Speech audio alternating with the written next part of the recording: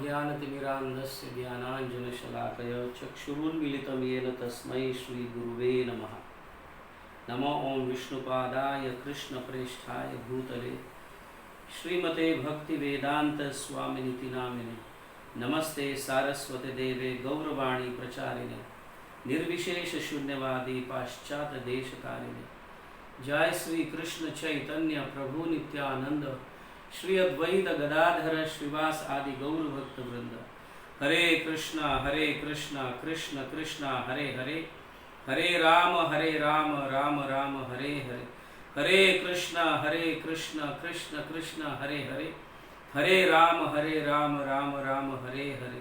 हरे कृष्णा कृष्ण कृष्ण हरे हरे, हरे राम राम राम हरे हरे।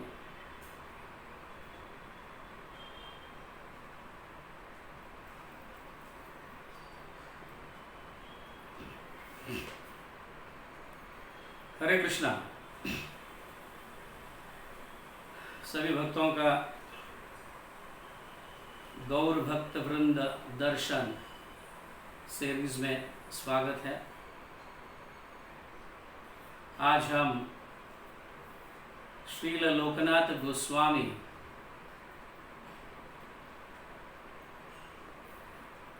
के पास टाइम्स, उनके टीचिंग्स, उनके लीला और उनके शिक्षाओं का वर्णन करेंगे, चर्चा करेंगे। तो यहाँ पे गौर गणोद्देश दीपिका में कवि कर्णापुर लिखते हैं, लोकनाथख्या गोस्वामी श्री लीला मंजरी पूरा। तो लोकनाथ गोस्वामी जो है वृंदावन लीला में या कृष्ण लीला में लीला मंजरी के नाम से जाने जाते हैं। उन्हें मंजुलाली मंजरी भी कहा जाता है।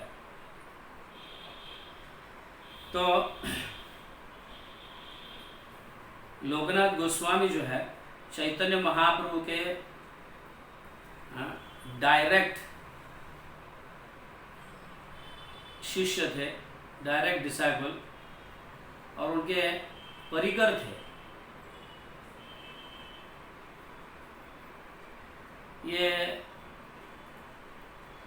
तालाखरी गांव है एक बांग्लादेश के पास, उस गांव में वो रहते थे। नरहरि सरकार ठाकुर कहते हैं भक्ति रत्नाकर में, श्रीमद राधा विनोदैक सेवा संपत संवितम पद्मनाभात्मजम श्रीमद लोकनाथ प्रभु भजे। तो यहाँ कहा जा रहा है, नरहरि सरकार लोकनाथ गोस्वामी को प्रणाम करते हुए ये कहते हैं, ये वर्णन करते हैं कि लोकनाथ गोस्वामी जो है पद्मनाभ के पुत्र है, पद्मनाभात्मजम श्रीमद लोकनाथ, मतलब पद्मनाभ के आत्मजम मतलब उनके पुत्र है। और लोकनाथ गोस्वामी के माता का नाम है सीता देवी। इस तरह से यहाँ पे वर्णन है। बट लोकनाथ गोस्वामी बचपन से ही अपने घर के लोगों से अलग,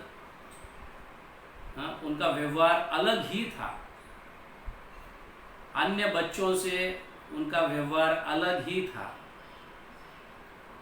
कभी कभी हम कहते हैं बच्चों को, इस तरह से कहते हैं, ये बच्चा कुछ अलग है, अन्य सारे बच्चों से ये कुछ अलग है, ऐसा हम कहते हैं।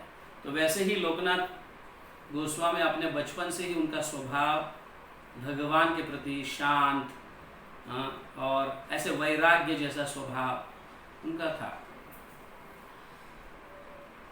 तो एक दिन जो है लोकनाथ गोस्वामी अपने गृहस्थ आश्रम को त्याग कर चैतन्य महाप्रभु को मिलने के लिए नवद्वीप जाते हैं। तो नवद्वीप में चैतन्य महाप्रभु, मतलब अभी सन्यास नहीं लिए है चैतन्य महाप्रभु, नवद्वीप में ही है। तो चैतन्य चरितामृत में हमें देखने मिलता है कि चैतन्य महाप्रभु जब नवद्वीप में थे तो उनके वो मतलब 24 साल तक थे वहाँ पे। संन्यास लेने के बाद 25 साल के बाद संन्यास लिए। संन्यास लेने के बाद वो एक ही बार नवद्वीप आए, फिर बाद में आए ही नहीं। वो सीधा जगन्नाथपुरी, फिर साउथ इंडिया टूर, फिर वृंदावन, फिर जगन्नाथपुरी में ही अपना स्थान वहाँ पे ये किए। तो जब लोकनाथ गोस्वामी नवद्वीप चैतन्य महाप्रभु को मिलने आए, चैतन्य महाप्रभु उनके वैराग्य को देखा। वैसे भी चैतन्य महाप्रभु स्वयं भगवान है, परमात्मा है, हाँ, तो उनके हृदय में बैठे हुए हैं, तो वो जानते हैं उनके भाव को। और सब कुछ त्याग कर आए हुए देखकर चैतन्य महाप्रभु कहते हैं कि तुम अब शीघ्र वृंदावन जाओ, शीघ्र वृंदावन जाओ। थोड़े दुखी हो जाते हैं लोकनाथ गोस्वामी, क्योंकि उनको महाप्रभु के साथ कुछ समय बिताना होता है, ये चांस नहीं मिला। इसको भी जानते हुए चैतन्य महाप्रभु कहते हैं कुछ ही समय में मैं संन्यास ग्रहण करूंगा, संन्यास लेने के उपरांत मैं भी वृंदावन आ जाऊंगा और हम दोनों वहीं पे मिलेंगे। तो लोकनाथ गोस्वामी जब सुनते हैं कि चैतन्य महाप्रभु संन्यास लेंगे तो बहुत दुखी हो जाते हैं। उनके सौंदर्य, उनके घुंघरालू बाल, हाँ, और उनके कानों में जो कुंडल है, ये सबको त्यागना पड़ेगा। संन्यास लेंगे तो त्यागना पड़ेगा और भगवे वस्त्रों को धारण करना पड़ेगा। तो उनको ऐसा दुख होने लगता है कि, और साथ ही साथ तो सबसे ज्यादा दुख ये होता है कि चैतन्य महाप्रभु के प्रति नवद्वीप लोगों का जो प्रेम है, हाँ, चैतन्य महाप्रभु के प्रति जो आसक्ति है, हाँ, उनका जो स्नेह है, तो इन सब नवद्वीप वासियों का क्या होगा? ये कितने दुखी होंगे, क्योंकि चैतन्य महाप्रभु तो संन्यास लेने के बाद नवद्वीप में रहेंगे नहीं। संन्यास लेने के बाद तो भ्रमण करते रहेंगे, भारत कहो या जग भर कहो, भ्रमण करते रहेंगे। सन्यासियों को एक ही जगह ज्यादा दिन ज्यादा समय तक रहना नहीं चाहिए। ये सन्यासियों का गुण है या वो नियम है। प्रभुपाद कहते थे कि सन्यासियों को ज्यादा से मतलब 3 दिन से ज्यादा एक स्थान पर नहीं रहना चाहिए। हमारे कई आचार्य जो है, रूप गोस्वामी, सनातन गोस्वामी, गोपाल भट्ट गोस्वामी वगैरह जो है, एक दिन के लिए भी एक स्थान में नहीं रहते थे। एक पेड़ के नीचे रहते थे, हैं, एक दिन एक रात गुजारते थे, फिर दूसरे दिन दूसरे पेड़, तीसरे दिन तीसरे पेड़, ऐसे स्थान हर हमेशा बदलते रहते थे। ऑफकोर्स ये परमहंस थे, बट ऐसा प्रभुपाद समझाते हैं कि सन्यासियों को 3 दिन से ज्यादा एक स्थान पर नहीं रहना चाहिए। इसका तात्पर्य में बहुत सुंदर श्रील प्रभुपाद वर्णन देते हैं श्रीमद् भागवतम के, नारद मुनि के माध्यम से, क्योंकि नारद मुनि को दक्ष का शाप मिला था। नारद मुनि भ्रमण करते थे और प्रचारक थे, तो दक्ष के कई हजारों पुत्रों को उन्होंने ब्रह्मचार्य व्रत पालन करने के वाउज लिए थे। नारद मुनि के कारण उन्होंने ब्रह्मचार्य का व्रत पालन किए, तो दक्ष बहुत गुस्सा हो गए थे और नारद मुनि को शाप देते हैं, तुम्हारा स्थान एक ठिकाने पे नहीं रहेगा, तुम हर हमेशा भ्रमण करते रहोगे, घूमते रहोगे। तो नारद जी बहुत खुश हो गए, वाह वाह, इट इज ये तो आशीर्वाद है शाप की जगह। उसी तरह से प्रभुपाद भी कहते हैं कि मैं भी, प्रभुपाद कहते हैं कि मुझे भी मेरे शिष्यों के माता पिता शाप दिए जैसा है, क्योंकि मैं भी भ्रमण करते रहता हूँ। तो प्रभुपाद इस तात्पर्य में समझाते हैं कि सन्यासियों को 3 दिन से ज़्यादा एक स्थान पर नहीं रहना चाहिए ऐसे। तो ये देखकर लोकनाथ गोस्वामी बहुत दुखी हो जाते हैं कि अभी नवद्वीप वासियों का जो भगवान के प्रति जो स्नेह है, प्रेम है, अब दूर हो जाएगा, क्योंकि चैतन्य महाप्रभु रहेंगे नहीं यहाँ पे। बहुत दुखी हो, क्रंदन करने लगते हैं, रोने लगते हैं। वो स्वयं भी दुखी होते हैं। वो इमेजिन, कल्पना नहीं कर सकते कि चैतन्य महाप्रभु संन्यास लेने के बाद कैसे दिखेंगे। इतना सुंदर स्वरूप उनका क्या होगा, ऐसे दुखी हो। और चैतन्य महाप्रभु उनके इस दुख को जानते हैं, बहुत दुखी हो गया है, उनके आंखों में से आंसू बह रहे, तो चैतन्य महाप्रभु उनको आलिंगन करते हैं, उधर ही उनको आलिंगन करते हैं, आलिंगन देते हैं और कुछ उपदेश भी देते हैं।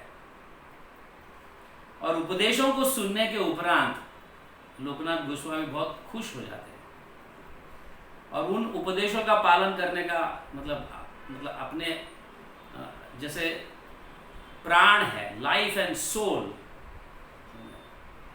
तो उपदेश को लेकर फिर भी दुखी तो रहते हैं, लेकिन उसी समय भूगर्भ गोस्वामी भी रहते हैं वहां पे, और उनको भी चैतन्य महाप्रभु सपने में आकर कहे हुए रहते कि आप भी वृंदावन जाओ। ऐसे चैतन्य महाप्रभु सभी को वृंदावन ही भेजते रहते हैं, आप जाओ वृंदावन जाओ, आप वृंदावन जाओ।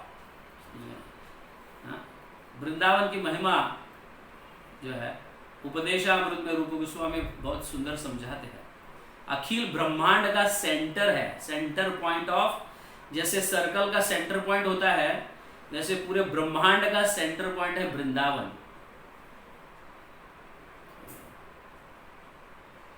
तो सभी भक्तों को, सभी अपने परिकरों को, अपने एसोसिएट्स को वृंदावन भेजते थे चैतन्य महाप्रभु। तो भूगर्भ गोस्वामी के सपने में भी आकर कहे थे।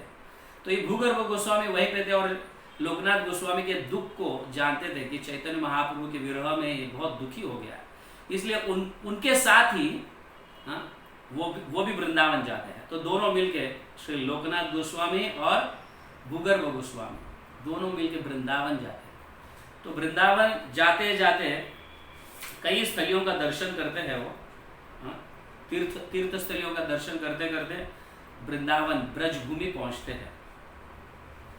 और जब भी ब्रजभूमि में मतलब वृंदावन में भी पहुंचने के उपरांत लोकनाथ गोस्वामी बहुत दुखी रहते हैं, उनको सहा नहीं रहता है, मतलब सहा नहीं जाता है कि चैतन्य महाप्रभु से मैं अलग हो गया, वियोग, समझे ना, सेपरेशन के भाव में वो हर हमेशा रोते रहते हैं। कभी कभी जब करते समय भी उनके आंखों में से पानी आते रहता है कॉन्स्टेंटली।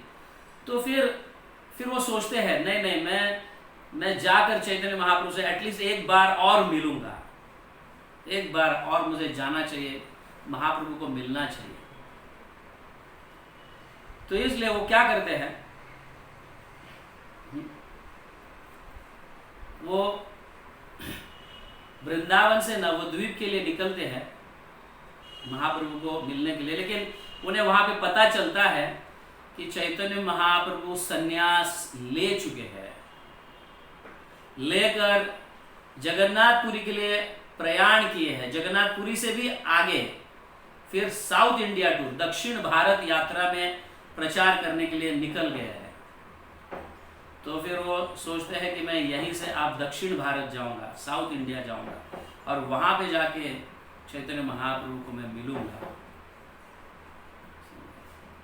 तो वो निकलते हैं और जब साउथ इंडिया पहुंच जाते हैं, दक्षिण भारत पहुंच जाते हैं, तो वहां पे मैसेज मिलता है कि चैतन्य महाप्रभु वृंदावन के लिए निकल चुके हैं। अभी चैतन्य महाप्रभु दक्षिण भारत गए, इसलिए वो वृंदावन से दक्षिण भारत आए। अभी देखो कितना लंबा, व्हाट अ लॉन्ग डिस्टेंस। अभी मतलब दक्षिण भारत आने के बाद यहाँ पे पता चलता है कि अभी चैतन्य महाप्रभु वृंदावन गए हैं। आप सोचो कि कितना उनके हृदय को कितना दुख पहुंचता होगा। तो वृंदावन के लिए निकल पड़ते हैं। फिर वो महाप्रभु वहां पे है तो मैं वहां पे जाऊंगा। तो जब वृंदावन जाते हैं तो वृंदावन जा पहुंचने के बाद पता चलता है चैतन्य महाप्रभु प्रयाग के लिए निकले, चले गए प्रयाग के लिए चले गए। तो और भी दुखी हो जाते हैं, इतना लंबा चलते चलते दिन काटना और वहां पे पहुंचना वापस, और वहां पे भी महाप्रभु नहीं है। तो वहां पे पता चलता है वृंदावन पहुंचने के बाद चैतन्य महाप्रभु प्रयाग के लिए निकले हैं। तो तुरंत ही वो सोचते हैं कि मैं दूसरे दिन मतलब कल सुबह प्रातः काल सूरज उगने से पहले ही मैं निकल जाऊंगा और महाप्रभु को वहां पे पकड़, मतलब वहां पे भेंट होगी, वहां पे मैं महाप्रभु को मिलूंगा। ये सोचकर सो जाते हैं। चैतन्य महाप्रभु उनके सपने में आते हैं। अभी यहां से वहां से यहां भटकना बंद कर दो, वृंदावन में रहो और मेरी आज्ञा का पालन करो। चैतन्य महाप्रभु सपने में आते हैं, लोकनाथ गोस्वामी के सपने में। उसी रात दूसरे दिन सुबह प्रातः काल वो निकलने वाले थे प्रयाग के लिए। उसी रात को चैतन्य महाप्रभु सपने में आके ये आदेश देते हैं कि अब यहाँ से वहाँ से यहाँ भटकना बंद कर दो, एक जगह रहो, वृंदावन में रहकर अपना भजन करो, साधना करो और मेरी आज्ञा का पालन करो। मैं जो उपदेश दिया हूँ या मैं आदेश भी जो दिया हूँ, जो वृंदावन भगवान के जो स्थलिया जो है, लीला स्थली जो है, उसको खोज कर निकालो। लुप्त जो हो गई है उसे वापस खोज के निकालो। ये आदेश चैतन्य महाप्रभु पहले जब मिले थे उसी समय दिए रहते। तो यस, इंस्ट्रक्शंस ऑफ गुरु, हमें इससे सीखना है कि instructions of guru are like life and soul of a disciple. गुरु के आदेश, गुरु के उपदेश जो है, ये हमारे प्राण के जैसे है। तो जो लोकनाथ गोस्वामी का जो चैतन्य महाप्रभु के साथ बिताने का जो इच्छा था और उनके साथ बिताकर कुछ सेवा, उनकी निजी सेवा कुछ करने की जो इच्छा थी, तो चैतन्य महाप्रभु ने कहा मेरे आदेश का पालन करो, उधर ही रहो, वृंदावन में ही रहो। तो दो प्रकार के गुरु की सेवा होती है, एक है वपु सेवा और दूसरा है वाणी सेवा। वपु सेवा मतलब गुरु के शरीर की सेवा करना, उनके मौजूदगी में, जैसे कि उनको प्रसाद परोसना, उनके कपड़े धोना, उनके आराम के समय उनके चरणों का मसाज करना, ये ऐसे निजी सेवा जो है गुरु के, इसे वपु सेवा कहा गया है। और वाणी सेवा मतलब गुरु के आदेशों का पालन करना। ये दो प्रकार की सेवा है, वपु सेवा और वाणी सेवा। वपु सेवा से भी बहुत बहुत महत्वपूर्ण है वाणी सेवा, बहुत महत्वपूर्ण है, क्योंकि वपु सेवा जो है गुरु के मौजूदगी में ये हम कर सकते हैं। जब गुरु अपने शरीर को, भौतिक शरीर को त्याग कर जब धाम जाते हैं तो ऑब्वियसली वपु सेवा नहीं कर सकते, लेकिन वाणी सेवा जारी रहता है। हमारे अंतिम समय तक हम गुरु के वाणी की सेवा कर सकते हैं। इसीलिए वाणी सेवा को ज्यादा महत्व दिया गया, क्योंकि it is eternal, it is eternal. तो यहाँ पे लोकनाथ गोस्वामी इस इंस्ट्रक्शंस को अपने प्राण समझकर फिर वृंदावन में निवास ही करते हैं, वृंदावन में ही निवास करते हैं। तो एक बार प्रभुपाद शतधन्य दास को, मतलब उनके शिष्य शतधन्य दास जो है, जो कलकत्ता में रहते थे, दिस इज इन 1972 फरवरी में, उन्होंने एक पत्र लिखा था उनको।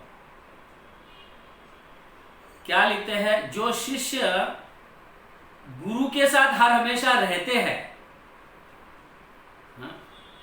और उनके आदेशों का पालन नहीं करते, लेकिन गुरु के इर्द गिर्द घूमते रहते हैं, आसपास ही घूमते रहते हैं, उनके आदेशों का पालन नहीं करते,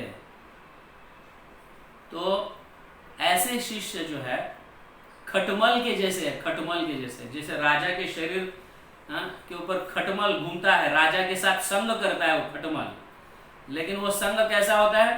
राजा को हानि पहुंचाना, उसके खून को चूसना। तो इस तरह से हाँ, वपु सेवा का चांस अगर मिलता है तो हमें करना चाहिए, बट ये ध्यान में रखना चाहिए कि वाणी सेवा सबसे श्रेष्ठ है। ये बहुत इंपॉर्टेंट है। तो लोकनाथ गोस्वामी जो है फिर वृंदावन में रहते हैं, मेरे गुरु का आदेश है, महाप्रभु का आदेश है, हाँ, मैं यहीं पे रहूँगा। और उनके साथ भूगर्भ गोस्वामी, फिर बाद में तो रूप गोस्वामी भी आते हैं, सनातन गोस्वामी को भी आदेश देते हैं चैतन्य महाप्रभु, और गोपाल भट्ट को भी हाँ, बहुत पहले आदेश दिए हुए रहते कि तुम जब भी तुम फ्री हो जाते हो, हाँ, सारा तुम्हारा भौतिक जगत का सब खेल खत्म हो जाता है, तो तुम वृंदावन आओ, माता पिता के जाने के उपरांत वृंदावन आ जाओ। ऐसे गोपाल भट्ट गोस्वामी को तो बाद में पहले तो भूगर्भ गोस्वामी और लोकनाथ गोस्वामी वृंदावन में आके 12 वनों की खोज की। इसका वर्णन पहले हो चुका है, भूगर्भ गोस्वामी के लीला और उनकी शिक्षाओं में इसका वर्णन 12 वन के नाम का वर्णन किया गया है। तो ये दोनों मिलके 12 वनों का जो है वो खोज करते हैं, वृंदावन, खादिर वन, लोहा वन, बेल वन, ऐसे सभी वृंदावन वनों की खोज करते हैं। और बाद में फिर रूप गोस्वामी, सनातन गोस्वामी ये सब आते हैं, और इनको देखकर लोकनाथ गोस्वामी इतने आनंदित हो जाते हैं, प्रफुल्लित हो जाते हैं, हाँ, और हर हमेशा ये सब मिलकर रहते हैं, इनका संग जारी होता है, जारी रहता है। रूप गोस्वामी के साथ मिलना, उनके साथ चर्चा करना, सनातन गोस्वामी, लोकनाथ गोस्वामी, गोपाल भट्ट गोस्वामी, अन्य सारे जो पार्षद हैं भगवान के, सब एक साथ बैठकर चर्चा करते रहते हैं भगवान के विषय में।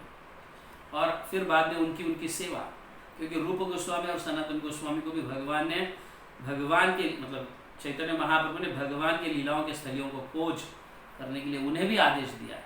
ऐसे कई आदेश दिए हुए हैं, ग्रंथों को लिखना, इस तरह से। तो इन भक्तों के साथ संग करते करते समय बीतते रहता है। लेकिन लोकनाथ गोस्वामी जो है वो हर एक बार कृष्णदास कविराज गोस्वामी लोकनाथ गोस्वामी के पास आते हैं आशीर्वाद मांगने के लिए। आशीर्वाद क्या? कि मैं चैतन्य चरितामृत लिखने जा रहा हूं, तो आप मुझे आशीर्वाद दीजिए, हे लोकनाथ गोस्वामी आप मुझे आशीर्वाद दीजिए। तो लोकनाथ गोस्वामी जो है ये कहते हैं, मेरा अगर तुम्हें आशीर्वाद चाहिए चैतन्य चरितामृत लिखने के लिए, तो मेरे कोई भी कार्य का वर्णन, कोई भी सेवा का वर्णन चैतन्य चरितामृत में नहीं होना चाहिए। मेरा नाम हो बस उतना ही काफ़ी है, बाकी मेरा कोई भी गुणगान ऐसा। He was not interested in fame and name. इतने विरक्त थे लोकनाथ गोस्वामी। तो चैतन्य चरितामृत जो है इतना महान ग्रंथ है, ऐसे ग्रंथ की रचना पूरे इतिहास में नहीं हुई है। इतना महान ग्रंथ, पूरे ब्रह्मांड में फेमस होने वाली ग्रंथ है ये। और उस ग्रंथ के अंदर जिसका नाम होगा, आप सोच सकते हैं कि कितने भाग्यशाली और क्या उनका प्रभाव होगा जिनका नाम इस ग्रंथ के अंदर है। और ऐसे ग्रंथ में लोकनाथ गोस्वामी कहते हैं कि मेरे कार्य का, मेरे सेवा का कोई वर्णन नहीं होना चाहिए। सिर्फ नाम हो तो चलेगा, बट कोई वर्णन, ऐसी स्तुति लोग करे, ऐसी कुछ लिखो मत मेरे बारे में, लोग मेरी स्तुति करे ऐसा कुछ मत लिखना। आप समझ कितने कितने अनासक्त, कितने विरक्त लोकनाथ गोस्वामी थे। पूजा लाभ प्रतिष्ठा, भक्ति सिद्धांत महाराज कई बार इसको कहते हैं, प्रभुपाद के जो गुरु है भक्ति सिद्धांत महाराज, पूजा लाभ प्रतिष्ठा शुक्रेर विष्ठा, शुकर का विष्ठा। पूजा लाभ प्रतिष्ठा के पीछे जो है वो रोज क्या खा रहे हैं? शुकर का विष्ठा खा रहे हैं। ऐसा तो हम भक्ति में सब कुछ छोड़ के तो आते हैं, है ना। भक्ति जैसे हम 16 माला जप करते हैं, 4 नियमों का पालन करते हैं, दीक्षा लेते हैं, गुरु के आज्ञा के अनुसार कई चीजों को हम छोड़ने लगते हैं, आसक्त से अनासक्त होने लगते हैं। तो ये भक्ति के स्टेजेस है।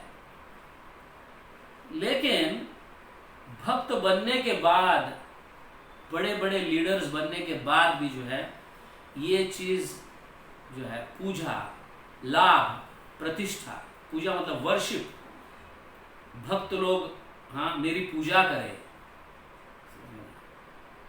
लाभ भक्त लोग मुझे कुछ ला के देवे, कुछ धन देवे, कुछ ऐसे लाभ, प्रतिष्ठा मेरा नाम हो सभी जगह, पूजा लाभ प्रतिष्ठा ये रहता है। भक्त बनने के बाद सब कुछ छोड़ के तो आए हैं, लेकिन ये आखिरी समय तक रहता है, पूजा लाभ प्रतिष्ठा, और हम इसके पीछे दौड़ने लगते हैं। तो बहुत सावधानी से हमें कार्य करना चाहिए। तो भक्ति सिद्धांत महाराज कहते हैं कि इसके पीछे दौड़ना मतलब शुकर के विष्ठा के पीछे दौड़ना। कल ही मैं समझा रहा था कि अनेक प्रकार की विष्ठा होते हैं। गाय का विष्ठा पवित्र है, गुरु प्रसाद जानते हैं गाय की विष्ठा को, क्योंकि वो गायों की सेवा करते रहते हैं और गोबर से कुछ तो कुछ बनाते रहते हैं, गोबर से और गोमूत्र से। पवित्र, भगवान भी स्नान करते हैं इससे, इतना पवित्र है गोबर, गाय का विष्ठा। पंचगव्य स्नान जिसको कहा जाता है, भगवान भी स्नान करते हैं। लेकिन मनुष्य का विष्ठा हम खुद देखना नहीं चाहते अपने विष्ठा को, इतना दुर्गंध से भरा हुआ रहता है, और उसको खाते हैं। अभी तो हम अपने घर में ही टॉयलेट बाथरूम्स बनाए हैं, लेकिन पुरातन काल में हम देखते हैं कि लोग बाहर फील्ड में जाते थे अपने नियत कर्म करने के लिए, समझा। तो मल मूत्र का त्याग वहां करके फिर आते थे। तो वहां पे बहुत सारे सुअर विष्ठाओं को खाते देखने मिलता है। आजकल भी कई गांव में जाओ आपको देखने मिलता है। बट एक विष्ठा मतलब एक सुअर एक विष्ठा खा रहा है तो दूसरा सुअर उसको डिस्टर्ब नहीं करेगा, अपना वो अपनी प्रॉपर्टी ढूंढेगा, मेरा कहाँ पे है।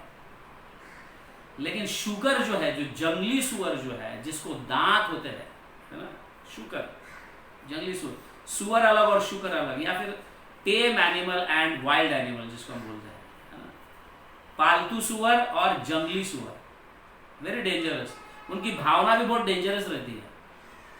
एक सुअर अगर विष्ठा खा रहा है तो ये जंगली सुअर क्या करेगा, ये भी मेरा है, वो भी मेरा है, वो भी मेरा है, मैं यहाँ का राजा हूं, मेरी बात सुनो, या सब मेरा ही है। ये शुकर का स्वभाव। और जब ये शुकर वो विष्ठा को खाता है किसी व्यक्ति के, वो खाकर फिर अपनी विष्ठा जो छोड़ता है शुकर, उस शुकर के विष्ठा के साथ तुलना की गई है पूजा लाभ प्रतिष्ठा। जो व्यक्ति पूजा लाभ प्रतिष्ठा के पीछे लगता है, मतलब वो विष्ठा, शुकर का विष्ठा खाने के लिए तैयार है, या फिर वो विष्ठा खा रहा है। This is what it means. तो लोकनाथ गोस्वामी इससे बहुत डरते थे। ना ना ना ना भाई, दूर, समझ गया। He was away from this name and fame. ऐसा है इनका। सनातन गोस्वामी भी इसको बहुत अच्छी तरह से जानते थे कि लोकनाथ गोस्वामी को बिल्कुल पसंद नहीं है उनका नाम और उनका ये लिया हुआ, इसलिए वो अपने हरिभक्ति विलास में मंगलाचरण में सिर्फ उनका नाम डालते हैं, उनका कुछ वर्णन नहीं करते, सिर्फ उनका नाम डालते हैं। वृंदावन प्रियान वंदे श्री गोविंद पादाश्रितम श्रीमद काशी विश्वेश्वरम लोकनाथम श्री कृष्णदासकम। इस तरह से सिर्फ मंगलाचरण में सिर्फ उनका नाम लिया है, लोकनाथम श्री कृष्णदासकम, इस तरह से नाम दिया। तो जो काशीश्वर है, फिर लोकनाथ है, कृष्णदास है, वृंदावन उनके लिए बहुत प्रिय है, और गोविंद जी के वो आश्रय ग्रहण किए हैं। ऐसे रूप गोस्वामी हरिभक्ति विलास में उनका वर्णन करते हैं। अभी लोकनाथ गोस्वामी को भगवान ने आदेश दिया है कि तुम्हें वृंदावन में रहना है और अन्य जो लुप्त हुए स्थलियों का खोज करना है, उनका उजागर करना है, उनको प्रकट करना है वापस। तो लोकनाथ गोस्वामी हर दिन हर जगह पूरे ब्रजमंडल में घूमते थे। कोई रम्य स्थान दिखा तो वहाँ पे ध्यान में बैठ जाते थे, मतलब अपना साधना, अपना जप करते थे। तो वहाँ पे उस लीलाओं का प्राकट्य होता था, और तब वो ढूंढते थे, हाँ ये वन है वृंदावन, हाँ ये वन है, यहाँ पे ये लीला हुई, यहाँ पे ये लीला हुई, इस तरह से। तो ऐसे ही ब्रज में घूमते घूमते तो पहुंच जाते हैं किशोरी कुंड के पास, जो उमराव गांव के नजदीक है। किशोरी कुंड या उमराव गांव में ही है किशोरी कुंड।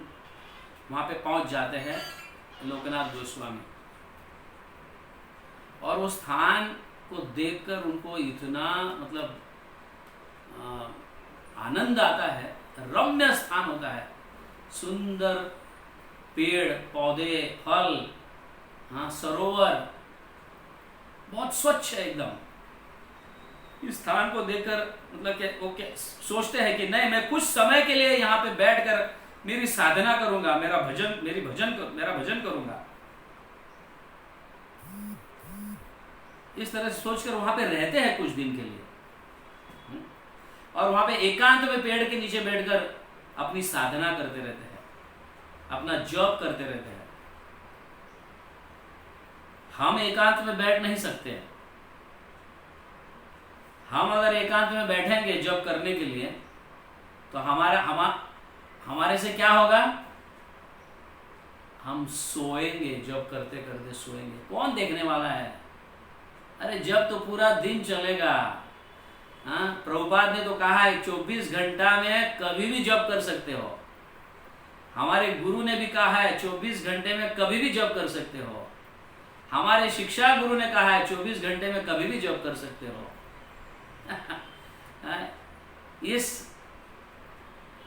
इस सेंटेंस का आधार लेकर जब हम एकांत में जप करना, आराम से सोने लगते हैं, एकदम मस्त सोते हैं, और या अपने इंद्रियों को कहीं और विचारों में लगाते हैं हमारी इंद्रियों को, और जब एकदम धीमे से आराम से चलते रहता है। एक माला के लिए 20-20, 25-25 मिनट होता है कभी कभी। ऐसे एकांत में बैठोगे तो, क्योंकि सोना ही ज़्यादा होते रहता है। एक मंत्र उच्चारण करते करते ही कई सेकंड्स लग जाते हैं।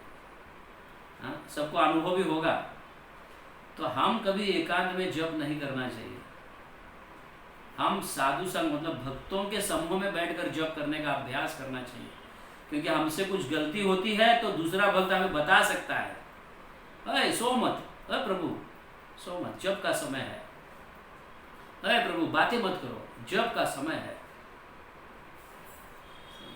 इस तरह से एकांत में रहेंगे तो हम अपनी मनमानी करने लगेंगे। तो मोबाइल में देखेंगे, व्हाट्सएप खोलेंगे और क्या क्या वीडियोस खोलेंगे।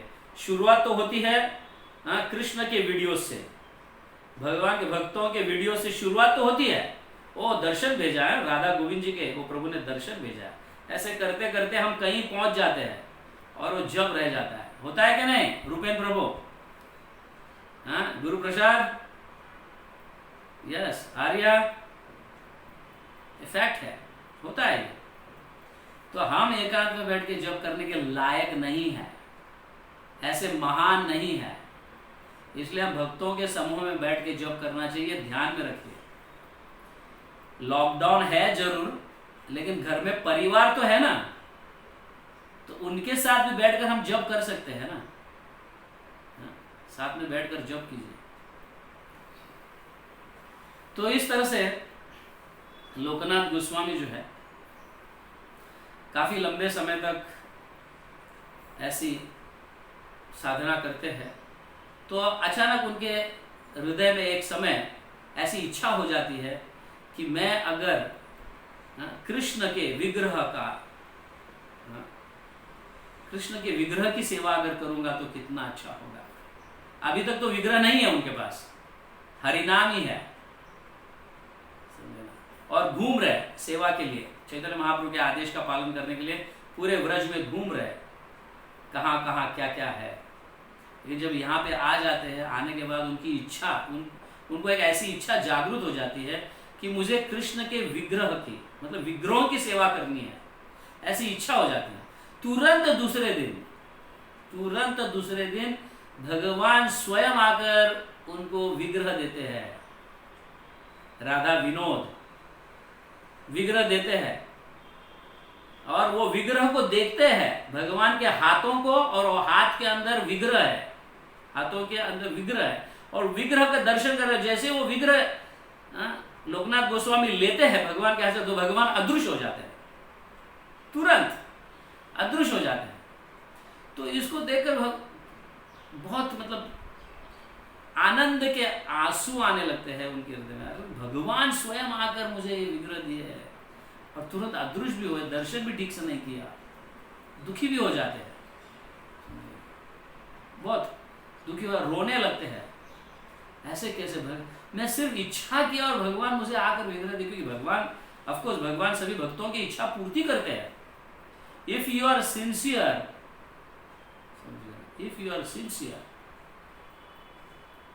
भगवान निश्चित रूप से आपके सभी इच्छाओं को पूर्ति करते हैं। बट क्या होना चाहिए? सिंसियरिटी होनी चाहिए, सिंप्लिसिटी, सिंसियरिटी होनी चाहिए। भगवान हमारी इच्छाओं को पूर्ति करते हैं। तुरंत यहाँ पे लोकनाथ गोस्वामी को विग्रह दिए और कहने लगे, ले लो ये राधा विनोद, मैं यहीं रहता हूँ, किशोरी कुंड के पास ही रहता हूँ, इस उमराव गांव में। आपने इच्छा की थी, इसलिए मैं लाके तुमको ये विग्रह दे रहा हूँ। नहीं तो इस विग्रह को मतलब पहुंचाने की इतनी हिम्मत किसके पास है? ले लो ये। तो ले लेते हैं और तुरंत भगवान अदृश्य हो जाते हैं।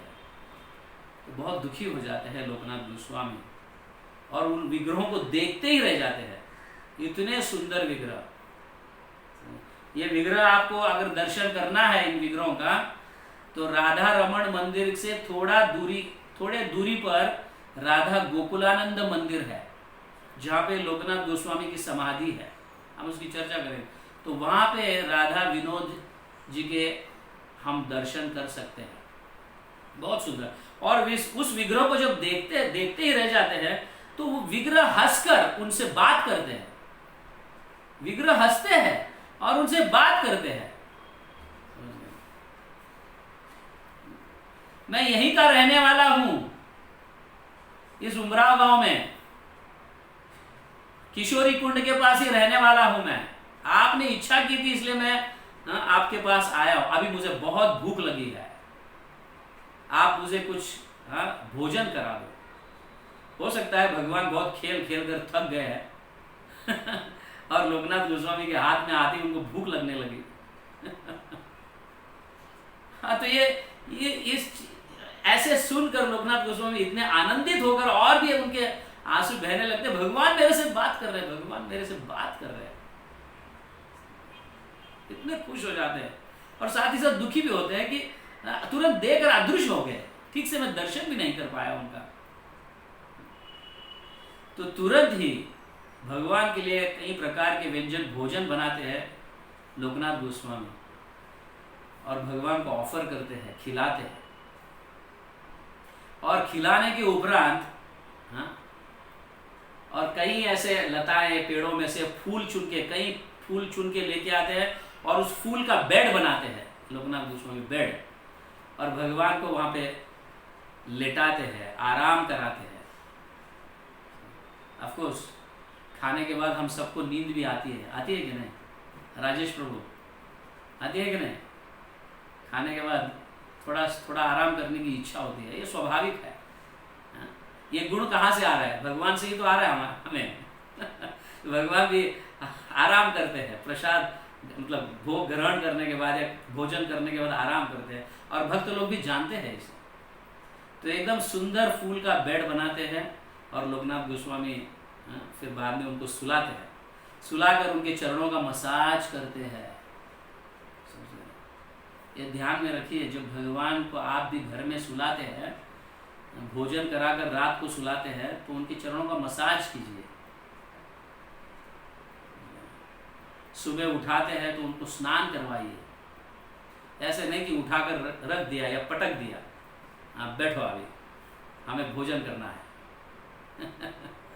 तो इस तरह से ऐसा नहीं, बहुत प्रेम से। तो लोकनाथ गोस्वामी इन लीलाओं से हमें सीखने मिलता है कि किस तरह से भगवान को भक्त लोग सुलाते हैं, उनके चरणों का मसाज करते हैं। इतना ही नहीं, आसपास के जो पेड़ों में से बड़े बड़े पत्तों का डाली तोड़कर फैन बनाते हैं और फैन करने लगते हैं भगवान को। भगवान आराम से सो रहे हैं और यहाँ पे लोकनाथ गोस्वामी फैनिंग कर रहे हैं, हवा दे रहे हैं उनको, और भगवान सो रहे हैं। कितना सुंदर भाव है, कितना भगवान को आराम लग। ऑफ कोर्स ऐसे भक्तों के साथ रहना भगवान को मतलब अच्छा भी लगता होगा।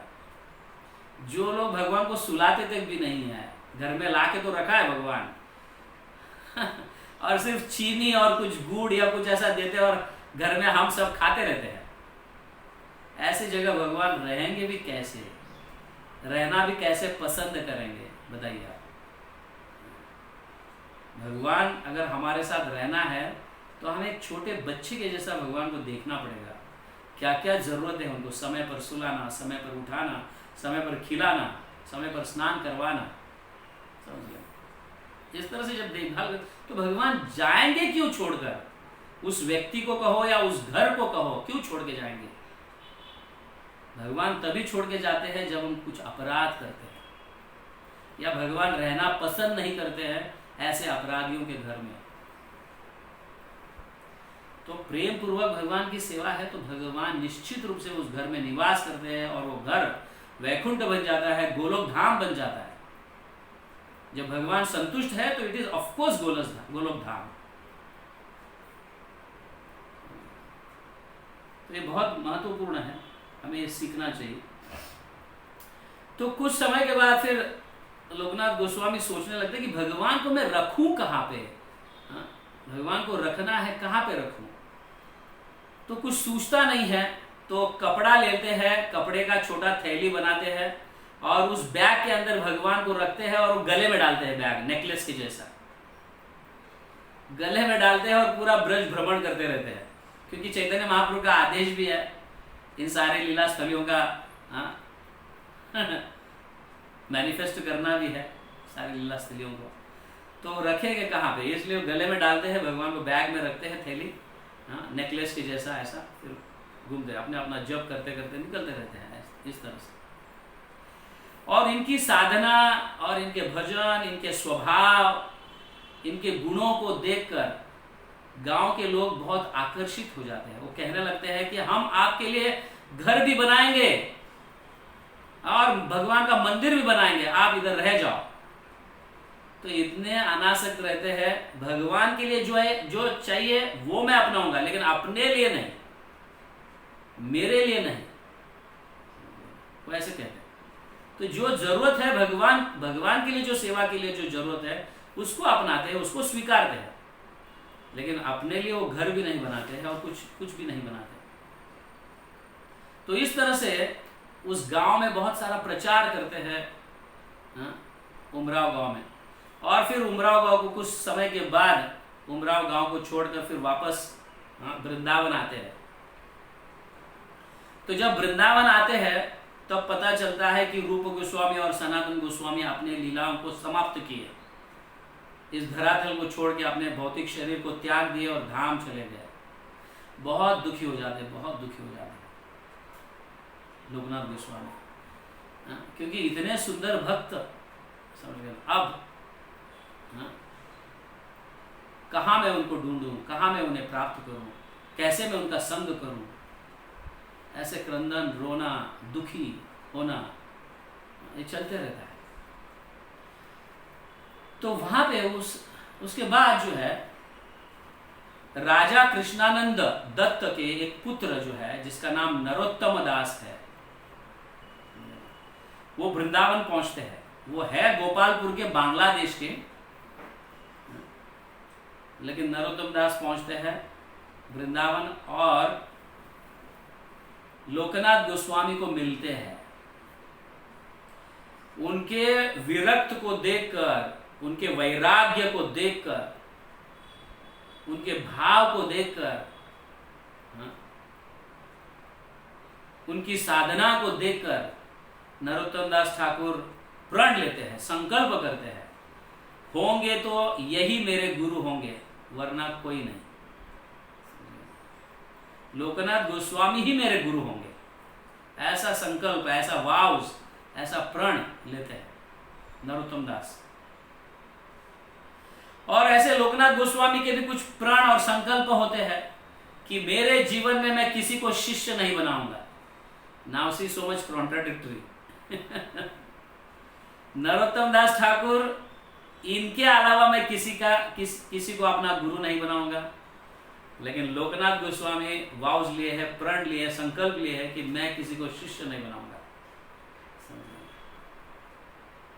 आप सोचिए, नरोत्तम दास ठाकुर कई बार लोकनाथ गोस्वामी को अप्रोच करते हैं, कई बार अप्रोच करते हैं कि आपके कृपा के बिना मेरा जीवन व्यर्थ होगा,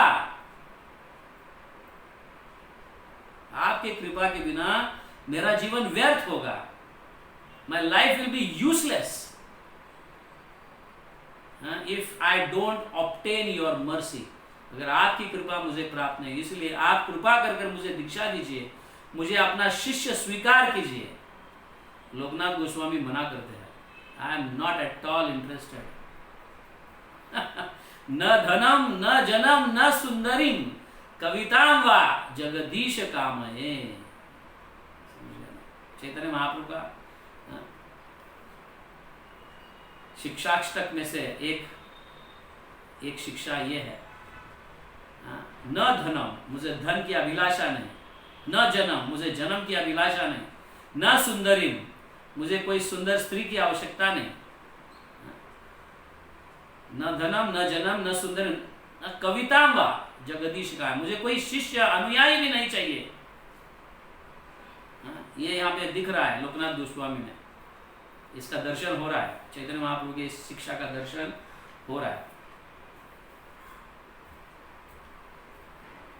लेकिन नरोत्तम दास ठाकुर, उनकी विनम्रता, उनकी सिंसियरिटी, उनका सेल्फलेस सर्विस, मैं अभी यहाँ पे वर्णन नहीं करूंगा कि कैसे लोकनाथ गोस्वामी ने नरोत्तम दास को दीक्षा दी, क्योंकि हम जब नरोत्तम दास ठाकुर के लीला और उनकी शिक्षाओं का जब वर्णन करेंगे, उस समय कैसे लोकनाथ गोस्वामी ने नरोत्तम दास ठाकुर को दीक्षा दी, उस समय इसका वर्णन करेंगे। लेकिन आखिर में ये ध्यान में रखिए कि शिष्य की नम्रता, शिष्य का क्या बोलते, selfless service without any motive, बिना किसी हेतु की जो सेवा है गुरु के लिए, इतना सुंदर दर्शाया कि लोकनाथ गोस्वामी का जो संकल्प लिया हुआ हृदय जो है वो पिघल गया, उनके विचार टूट गए और उन्हें दीक्षा देना पड़ा नरोत्तम दास को। यू कैन सी, जो गुरु ने प्रण लिया है,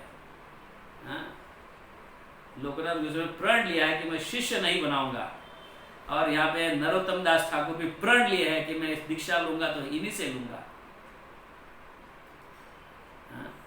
there is no such kind of ऐसा डिफीट एंड विन का सिचुएशन नहीं है, लेकिन यहाँ पे एक भाव ऐसा है कि एक्चुअली लोकनाथ गोस्वामी फिर डिफीट हो जाते हैं। उनके हृदय पिघलने लगता है इनके सेवा को देखकर, नरोत्तम दास ठाकुर की सेवा को देखकर, उनके विनम्रता को देखकर, उनके प्रामाणिकता को देखकर।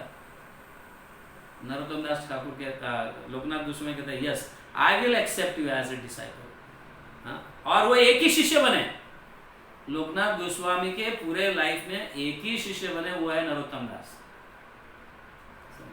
और नरोत्तम दास ठाकुर इतने स्पेशल डिवोटी है चैतन्य महाप्रभु के, इतने स्पेशल डिवोटी है कि चैतन्य महाप्रभु जब प्रचार करते करते, भ्रमण कर रहे थे, हरिनाम संकीर्तन करते करते जा रहे थे, तो पद्मा नदी के पास आते हैं और पद्मा नदी को कहते हैं कि मेरा एक अनुयायी कुछ समय के बाद आएगा, मैं ये प्रेम जो है, मेरा जो प्रेम है तुम्हारे अंदर स्थापित करके जाऊंगा। पद्मावती नदी को कहते हैं तुम्हारे अंदर में स्थापित करके जाऊंगा, और ये प्रेम आप नरोत्तम दास ठाकुर को दे दो। तो पद्मावती कहती है, ये नदी कहती है कि कैसे मैं जानूं कि नरोत्तम दास ठाकुर कौन है, कितने सारे लोग आते हैं स्नान करने के लिए, कैसे मैं जानूं? तो चैतन्य महाप्रभु कहते हैं चिंता मत करो, उसको देखते ही आपका हृदय मचलने लगेगा, समझे? तुम्हारे वेव्स जो है ना उछलने लगेंगे, उनके चरण स्पर्श होते ही उछलने लगेंगे। तो क्या अद्भुत होंगे नरोत्तम दास ठाकुर भी, सोचिए आप। तो जब नरोत्तम दास ठाकुर आ जाते हैं, सचमुच उनको देखकर, उनके चरणों का स्पर्श होकर पद्मावती ने इतनी प्रफुल्लित हो जाती है, और मतलब क्या बोलते हैं हम, जैसे पानी ऊपर उसके वेव्स उड़ने लगते हैं। तो ये है नरोत्तम दास। तो नरोत्तम दास के दीक्षा गुरु जो है वो है लोकनाथ गोस्वामी, और उनके शिक्षा गुरु जो है वो जीव गोस्वामी। एक्चुअली नरोत्तम दास ठाकुर जो है वो राजा के पुत्र है, राजा के पुत्र, राजा कृष्णानंद दत्त के पुत्र है बांग्लादेश के। और ये राजा के पुत्र क्या विनम्रता प्रकट करते हैं गुरु के सामने, एक अद्भुत है। हम कल्पना भी नहीं कर सकते ऐसी अद्भुत सेवा उन्होंने की है लोकनाथ गोस्वामी की, जिसके कारण लोकनाथ गोस्वामी का हृदय पिघल गया और उनको दीक्षा देने के लिए तैयार होते और दीक्षा दे देते। और नरोत्तम दास ठाकुर के सरलता को, विनम्रता को, उनके इंद्रियों का संयम, ये सारे को देखकर लोकनाथ गोस्वामी उन्हें आदेश देते हैं तुम बांग्लादेश जाओ, go to your home town and preach there, वहां पे जाकर प्रचार करो। क्योंकि प्रचार करने में एकदम उत्साहित रहते हैं नरोत्तम दास, उनके उत्साह को देखते हैं और उसी तरह से उन्हें आदेश देते हैं। श्रील प्रभुपाद इन 4 गुणों पे बहुत जोर देते हैं, विनम्रता, ह्यूमिलिटी, सरलता, नो डुप्लिसिटी, सिंप्लिसिटी जिसको हम बोलते हैं, सरलता मतलब सिंप्लिसिटी, नो डुप्लिसिटी। डुप्लिसिटी का अर्थ है मन में एक भाव और बाहर, अंदर से एक भाव और बाहर से एक भाव प्रकट करना। कभी कभी हम देखते हैं इसको, कई जो लोग हैं हरे कृष्णा प्रभु एकदम नम्र हो जाते हैं, हरे कृष्णा प्रभु एकदम झुक जाते हैं, और फिर जाने के बाद अरे ये तो ऐसा ही है, वो ऐसा ही है, समझ गए? पीछे कुछ बोलना और आगे कुछ प्रकट करना अपने आप को, तो ये इसको डुप्लिसिटी कहा गया। सिंप्लिसिटी मतलब ओनली वन एटीट्यूड। तो इस तरह से विनम्रता मतलब humility, simplicity,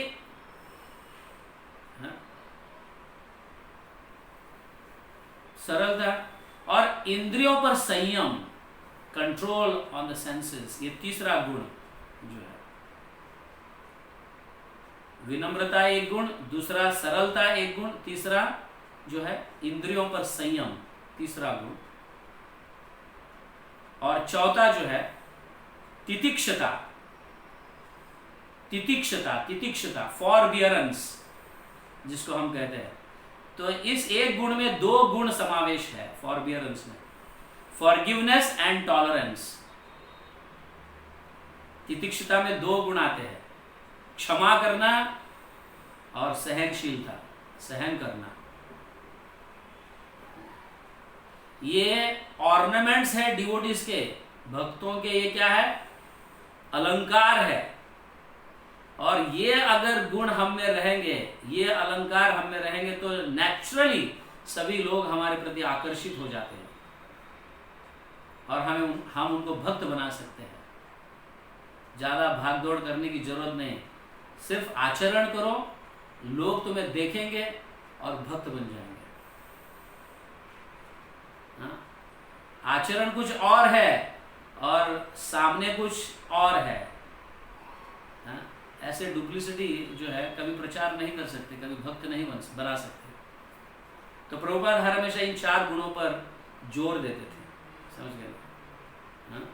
humility, simplicity, controlling senses and forbearance. Hindi में इसका ट्रांसलेशन विनम्रता, सरलता, इंद्रियों पर संयम एंड तितिक्षता। बहुत। तो ये गुणों को देखकर उनको आदेश देते हैं, नरोत्तम तुम जाओ बांग्लादेश, तुम अपने होम टाउन जाओ और वहाँ पे प्रचार करो। और नरोत्तम दास ठाकुर जाकर बहुत जबरदस्त प्रचार करते हैं।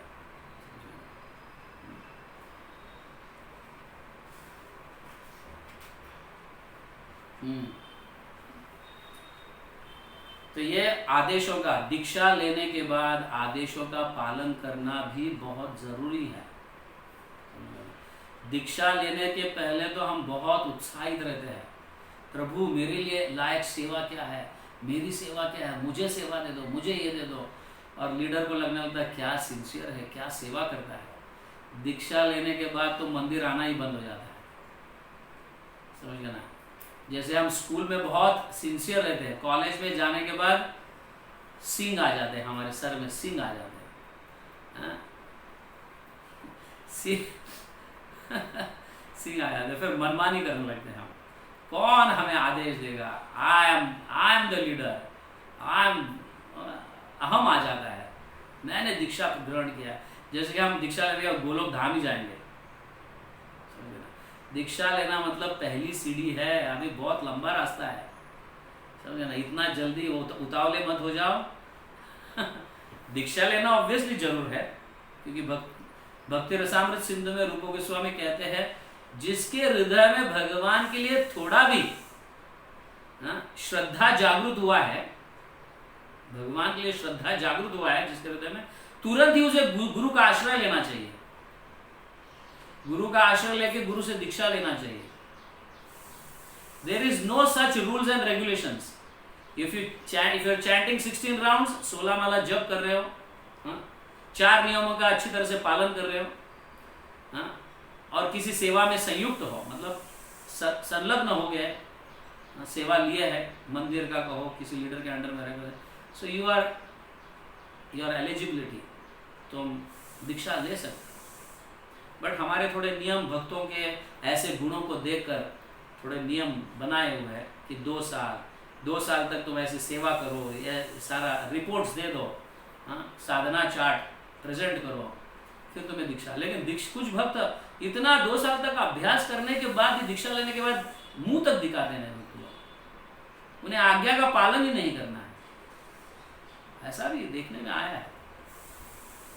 इसलिए you have to be strict to yourself, not the leaders. भक्ति सिद्धार्थ महाराज कहते हैं, you have to be strict to yourself and liberal to others. हम अपने आप में स्ट्रिक्टता रहे, स्ट्रिक्ट रहो, प्रचार कर रहे हैं तो उनके साथ लिबरल रहना चाहिए, ऐसा इज वेरी इंपॉर्टेंट। तो इस तरह से हाँ, श्री लोकनाथ गोस्वामी के लीलाएं हैं। हाँ, तो 1588 मतलब 1588 आषाढ़ के समय उन्होंने अपने देह को त्यागा। हाँ, और उनकी समाधि जो है राधा गोकुलानंद में उनकी समाधि है। हाँ, तो वहाँ पे नरोत्तम दास ठाकुर की भी समाधि है, उन्हीं के चरणों में। हाँ, लोकनाथ गोस्वामी के श्री चरणों में ही उनकी समाधि भी है, और उनके बाजू में समाधि है श्री विश्वनाथ चक्रवर्ती ठाकुर का। जब भी आप जाओगे वृंदावन तो कृपा कर श्री राधा गोकुलानंद मंदिर जरूर विजिट करना। वहाँ पे श्री लोकनाथ गोस्वामी के राधा विनोद ठाकुर जो है, उनके विग्रह वहाँ पे है। बहुत सुंदर विग्रह है, छोटे हैं मगर बहुत सुंदर विग्रह है। हो सकता है कि आपने अगर वो भाव है तो भगवान तुम्हें भी देखकर हंसने लगे, जैसे लोकनाथ गोस्वामी को देखकर हंसे और मुझे भूख लग रही है, कृपा कर खिलाओ, कुछ खिलाओ। ऐसे कई विग्रह है वृंदावन में, समझे, जो भगवान स्वयं दिए हैं। श्यामानंद पंडित को तो राधा रानी ने अपने हृदय से निकालकर श्याम सुंदर को दिए हुए ऐसे विग्रह, उनके भी दर्शन, ऐसे कई विग्रह है। अगर आप अच्छे भाव से वृंदावन जाओ और भावपूर्ण दर्शन करो भगवान के, तो बोल नहीं सकते हैं क्या क्या चमत्कार होगा हमारे साथ भी। उनके विग्रहों का नाम है राधा विनोद। उन विग्रहों का दर्शन जरूर कीजिए। द कंक्लूजन जो है आज के इनके टीचिंग्स, इनकी लीलाओं में से हमें क्या सीखना है? वाणी सेवा और वपु सेवा। वाणी सेवा इज वेरी इंपॉर्टेंट। गुरु के आदेशों का पालन करना, अपनी मनमानी नहीं करना, अपनी इच्छाओं को व्यक्त नहीं करना, गुरु के इच्छाओं को व्यक्त करना चाहिए, गुरु के इच्छाओं की पूर्ति करनी चाहिए। वो जैसे कह रहे वही हमारा जीवन है, वही हमारा प्राण है। उनके आदेश ही हमारे प्राण है, उनके आदेश ही हमारा पूरा जीवन बनना चाहिए। ये हमें सीखने मिलता है। और साथ ही साथ ये चार जो है गुण, these are ornaments of the devotee. विनम्रता, सरलता, इंद्रियों पर संयम और तितिक्षुता। ऐसे तो भक्तों के अनेक गुण हैं, लेकिन ये चार गुण तो होना, ये चार गुण अगर होंगे तो बाकी सारे गुण ऑटोमेटिकली आकर्षित हो जाएंगे चारों गुणों के प्रति, और वो तुम में आ जाएंगे। इस तरह से यहाँ पे कहा। So please pray to Lokanath Goswami. उनके चरणों में हम रेगुलर प्रार्थना करते रहे कि हम में भी ऐसे गुण आ जाए, हम में भी अपने गुरु के आदेशों का पालन करने के लिए हम भी, मतलब हमारे प्राण समझे उसको भी, हम ऐसी शक्ति, ऐसी भावना हमें आ जाए, ऐसे हमें प्रार्थना करनी चाहिए। Okay, thank you very much. Hare Krishna. किसी को कोई प्रश्न है? Any questions?